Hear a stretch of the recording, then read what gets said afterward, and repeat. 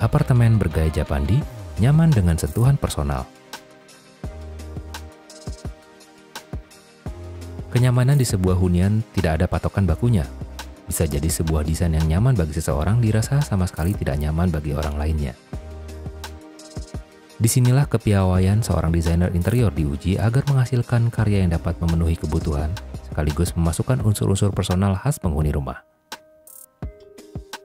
Apartemen dengan luas 72 meter persegi yang berada di bilangan Kemayoran, Jakarta Pusat ini menawarkan sederet tantangan bagi sang desainer, Steven Tanzil, dari Koeri Design.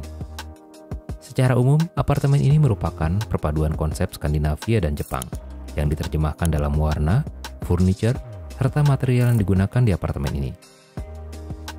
Dominasi putih ditemukan di sini. Kontras antara warna putih dan wujud alami kayu yang ada di sebagian besar elemen ruangnya menegaskan sentuhan Skandinavia yang dipilih. Termasuk bentuk-bentuk loose furniture-nya yang ramping. Perpaduan putih dan kayu ini salah satunya terdapat pada dapur yang menyatu dengan ruang makan serta kamar tidur. Walaupun banyak menggunakan warna putih, Steven memainkan perpaduan material yang digunakan. Ia suka memadukan material yang kontras antara yang halus dan yang kasar. Menurutnya, walaupun material tersebut sama warnanya, namun teksturnya berbeda-beda.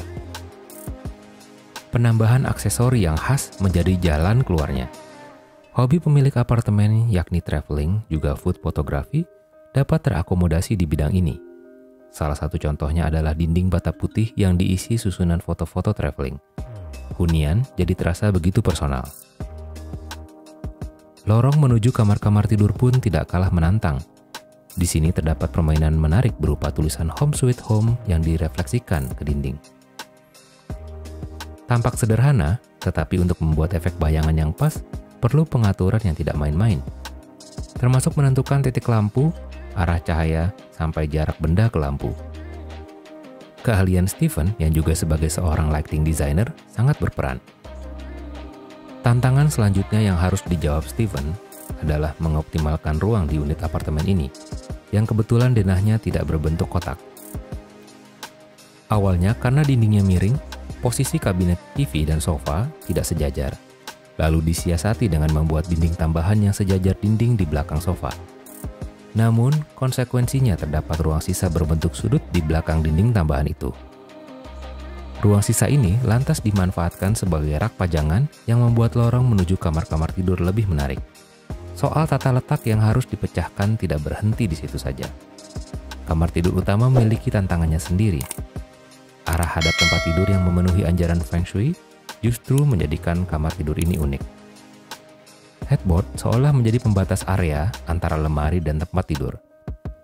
Model tempat tidur yang rendah di sini terinspirasi dari penataan rumah-rumah Jepang. Tidak hanya itu, konsep ruang multifungsi diterapkan pula di apartemen ini. Meja makan yang terhubung dengan kabinet dapur ternyata dapat dilipat ke atas. Ini menyisakan ruang luas yang dapat dimanfaatkan sebagai area bermain anak. Hal ini cukup vital mengingat usia anak-anak penghuni apartemen ini masih sangat belia. Memadukan solusi atas kebutuhan penghuni dan sentuhan personal dari aksesori menciptakan hunian yang sangat nyaman ditinggali, walaupun di tengah keterbatasan ukuran ruang.